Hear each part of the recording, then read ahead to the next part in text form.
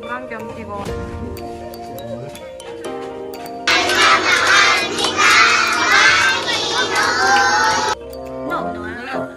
I'm staying.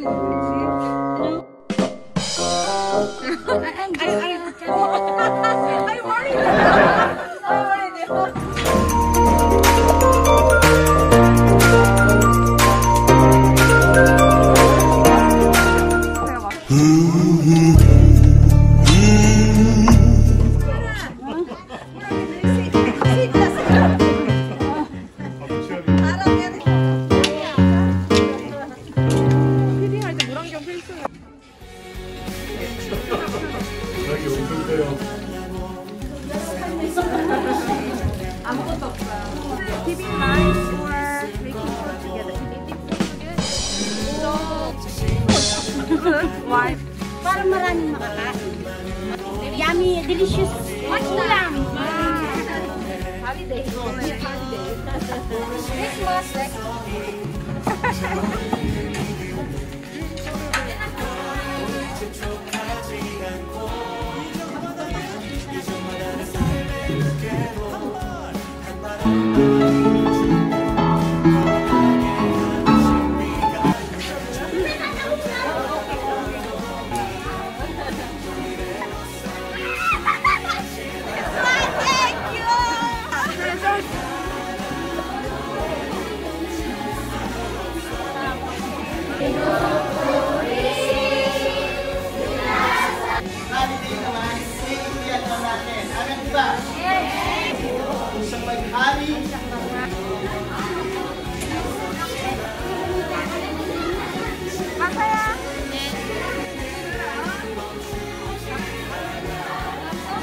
All missionaries will thank you. Thank God.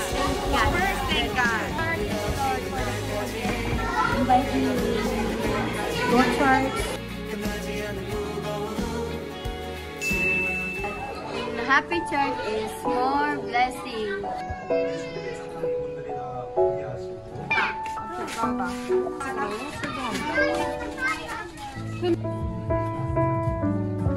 이거죠? 네네네. 여기가 다 어려운 내가 따뜻하게도 이 정도까지는 아니었는데. 화장실 없어. 저 여기는 휴지를 안 써요, 이 나라는. Water. Just wash it? Rinse with water. Like shower, but you push it.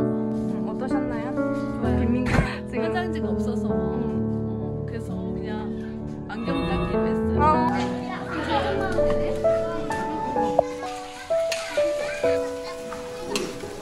복지가 미치지 못한 거 하나도 문제가 있는. 매워요. 정말 여기 보니까 우리는 그냥 완전 호텔에서 생활했던 거예요. 어릴 때부터. 자, 이 가정집을 들여다보면요. 동물이 나와가지고 그냥 못 바라보겠어요. 한국처럼 이렇게 이뻐하고 이게 많으면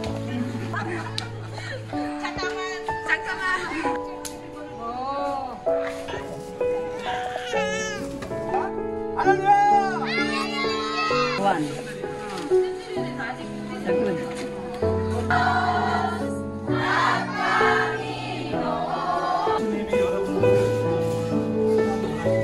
Magayon ang Panginoong Jesus. Awan. Lahat ng kasalanan.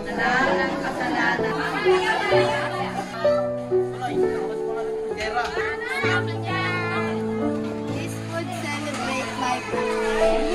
enjoy.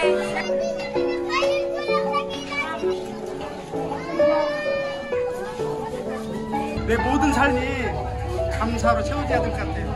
나눌 수 있다는 게 정말 행복하고요. 여기 있는 사람들이 정말로 예수 그리스도를 믿고 주님 안에서 더 행복한 삶을 살 수 있습니다. 피피톡톡.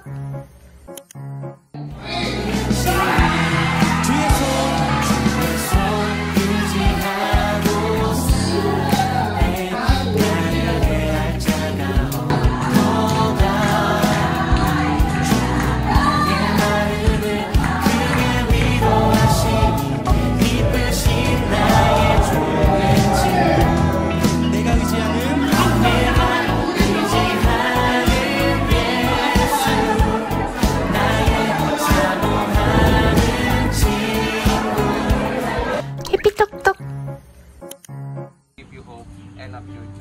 Salamat po, Ama. Salamat, O God. Gabay po ako. Ira. Okay, so, ikaw, Joriel Pascual. Joriel. Nung nasa Manila ako, tumira ako sa squatter area sa Makati. Kasi mahirap ng dumaan doon kasi merong mga ano lang. Pagka dumaan ka mag-isa doon, hold upin ka lang. So, babae, sugal, pagmumura, lahat ng mga bisyo, pati pang babae. Yung droga. Yung mga friends ko, mga kaibigan ko, mga tropa ko, pinagtatawanan ako, banal-banal, mabuhay. Pero sa tulong ng Panginoon, hindi ako pinabayaan. Ako'y nagpatuloy sa simbahan, nag-attend ako ng simbahan. Nagtatawanan ka dahil doon sa pinapakilala mo si Kristo sa kanila. Kaya malakas ang loob ko na gawin to. Merong pangalawang buhay. At yung pangalawang, umabot tayo ng 90 years old dito sa mundong ito, maikling panahon pa rin yan. Ang totoong buhay natin, ang totoong address natin, totoong tirahan natin, walang iba kundi sa langit. Alam niyo po ba na napakabuti ng Diyos? Makakabili pa ba ako? Pwede pa rin ba? Pwede pa rin bang pambili ito? Makakabili pa rin ba pag dinikit ito? Alam niyo ba, sabi, tinatanggap pa rin sa bangko na ang buhay mo, may value ka pa rin sa Panginoon. Mahal. Alam sa amin ng Bible sa Isaiah, inalintulad tayo sa tupang naligaw. Nagkanya-kanya ng lakad, ngunit inibig ng Diyos na sa Kanya ipataong dapat tayong tumanggap. Na dapat. Pero dahil mahal tayo ng Diyos, mahal na mahal tayo ng Diyos, ginawa niya yun para hindi tayo mapunta doon sa sinasabing impyerno. Unlad, Deterio, unahin natin lagi ang Diyos. Unlad. Gusto niyo bang munlad ang buhay niyo? Mahirap piliin ang tama, pero tandaan nyo, kapag tama yung pamumuhay nyo, kapag tama, sumusunod tayo kay Kristo, yung seryoso lang, yung seryoso, kung seryoso ka, tumayo ka. Ibig siyo, Panginoon, patawarin mo ako. Kung may mga bagay man sa buhay ko, na mga lingkod mo, na yung mga lingkod mo na aking mga kasalanan, paano ako pinagano?